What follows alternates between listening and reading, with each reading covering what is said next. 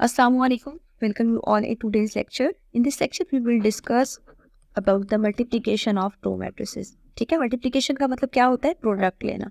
और जब हम मैथमेटिकली दो मैट्रिसेस के प्रोडक्ट को डिफाइन करेंगे तो अगर ए बी लिखा हो, इन दोनों के दरमियान कोई अरिथमेटिक ऑपरेशन मौजूद ना हो, इस मीन्स हम इनसे प्रोडक्ट मीन्स मल्टीप्लिकेशन को डिफाइन कर रहे हैं। ठीक है, जैसे ए प्लस बी लिखा हो, इट मीन्स हमने इनको ऐड करना है। ए माइनस मीन्स भी सब्ट्रैक्ट करना है, बट ए बी मीन्स आपने इन दोनों को मल्टीप्लाई करना होगा। मल्टीप्लिकेशन के लिए कंडीशन क्या है? For example we have two matrices A and B.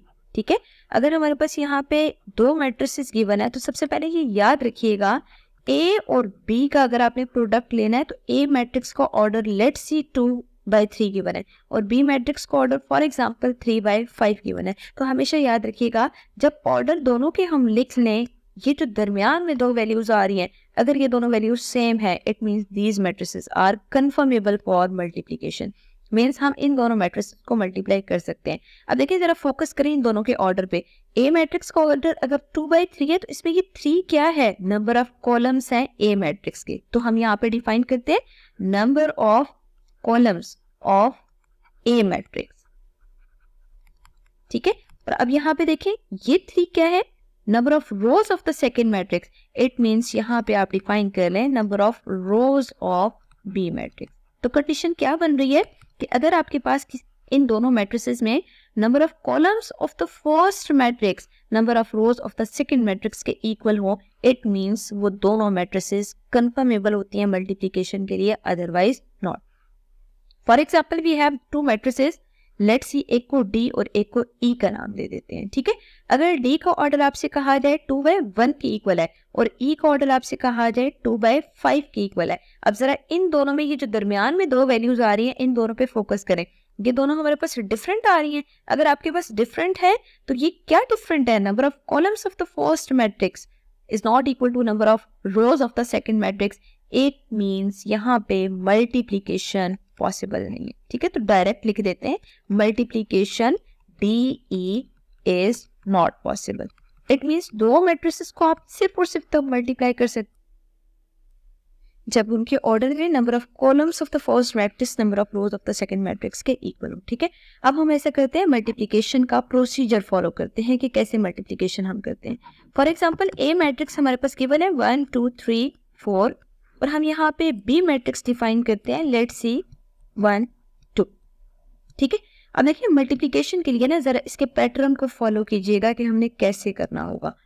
For example A B define कर रहे हैं तो सबसे पहले लिखिए और उसके बाद रीचेक कर लेते हैं क्या ये कंफर्मेबल है मल्टीप्लिकेशन के लिए या नहीं। तो जरा ए का ऑर्डर लिखे 2/2 और बी का ऑर्डर लिखे 2/1। ऑर्डर का मतलब क्या है? नंबर ऑफ रोज और नंबर ऑफ कॉलम। तो यहाँ पे देखें बी में 2 रोज 1 कॉलम आ रही है ना, तो इसका 2/1 आ रहा है order.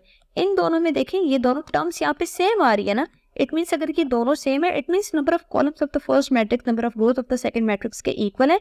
Means these two matrices are conformable for multiplication. साथ ही याद रखिएगा, दरमियान वाली दो वैल्यूज को देख के ये पता चलता है कि मल्टीप्लाई कर सकते हैं या नहीं। और जो इधर वैल्यूज आ रही है ना 2/1, इसका मतलब है इससे गेस किया जाता है कि जो हमारा आंसर है उसका ऑर्डर क्या होगा। तो आपको पता होना चाहिए आपके आंसर जो आएगा ना, उसमें जो मैट्रिक्स आएगी उसका ऑर्डर 2/1 होना चाहिए।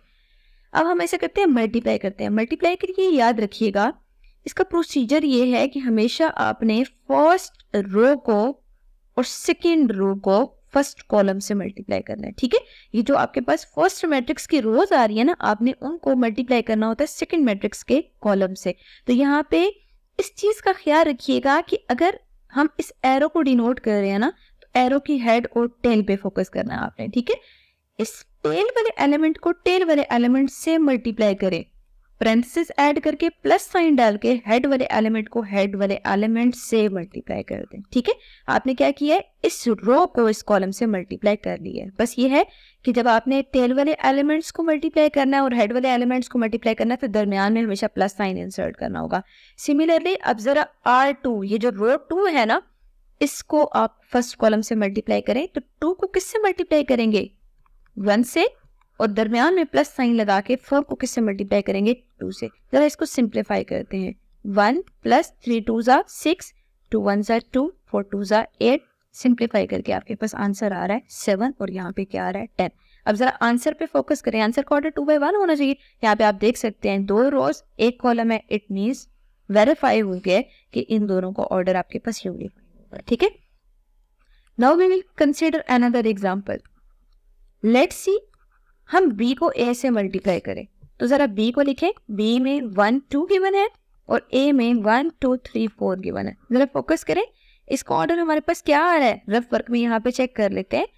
बी मैट्रिक्स को ऑर्डर आपके पास है 2/1 और ए मैट्रिक्स को ऑर्डर है 2/2, ठीक है। मतलब अगर बी पहले लिखा गया है ना, तो इसका ऑर्डर भी यहाँ पे पहले लिखिएगा, और ए अगर आपने सेकंड प्लेस पे लिखा है तो इसका ऑर्डर यहाँ पे यूं लिखिएगा। इन दोनों को देखें, ये दोनों सेम नहीं है, डिफरेंट है। अगर आपके पास ये दोनों डिफरेंट है, it means these matrices are not conformable for multiplication. तो आप सिंपल लिखेंगे these matrices are not conformable, ठीक है। कन्फर्मेबल का मतलब है हम उसको मल्टीप्लाई नहीं कर सकते, conformable for multiplication, because reason लिख देते हैं, number of columns of B are not equal to number of रोज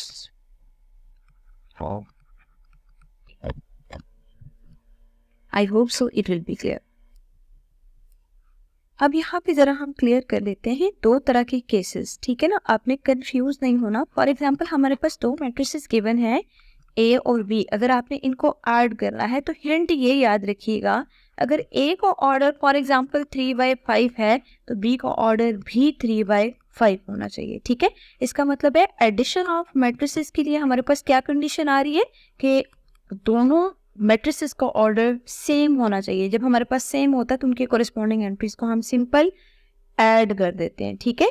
लेकिन अगर फॉर एग्जांपल हमारे पास दो मैट्रिसेस ऐसी गिवन है जिनको हमने मल्टीप्लाई करना है, तो मल्टीप्लिकेशन के लिए क्या नेसेसरी है कि उन दोनों मैट्रिसेस में आप ऑर्डर डिफाइन करें।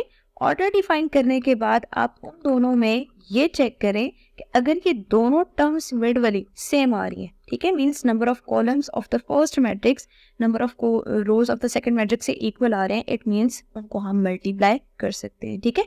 तो आपने एमसीक्यू पॉइंट ऑफ व्यू से भी याद रखना है, आपसे ये कहा जा सकता है कि दो मैट्रिसेस गिवन है जिसमें एक ऑर्डर 3/5 है, बी का ऑर्डर फॉर एग्जांपल 5/4 है, हम उनको मल्टीप्लाई कर सकते हैं या नहीं। अगर आपको मैट्रिसेस ना भी गिवन हो, जस्ट उनके ऑर्डर पता हो, तो आपको उससे हमेशा पता होना चाहिए कि उनको हम ऐड सब्ट्रैक्ट या मल्टीप्लाई कर सकते हैं या नहीं, ठीक है।